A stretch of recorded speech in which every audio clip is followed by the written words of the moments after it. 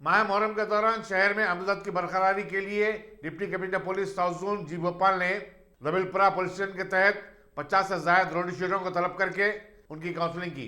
इस मौके पर असिस्टेंट कमिश्नर पुलिस मीर चौक बी आनंद भी मौजूद थे।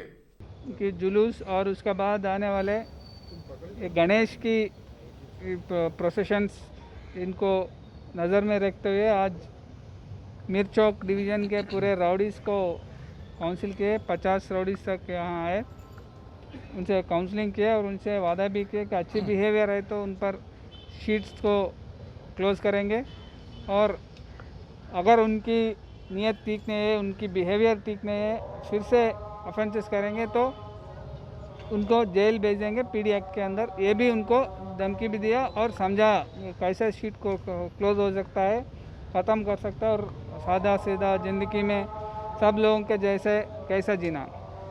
और अब ये 10 मुहर्रम का जुलूस के लिए और उससे पहले 9 मुहर्रम, आज से ही 7 मुहर्रम से बहुत प्रोग्राम्स है, मजलिस है, मातम है। इसके लिए पूरी तैयारी चल रही है। पूरी फोर्स, साउथ जोन के फोर्स, सिटी फोर्स पूरी इसमें तैनात होगी।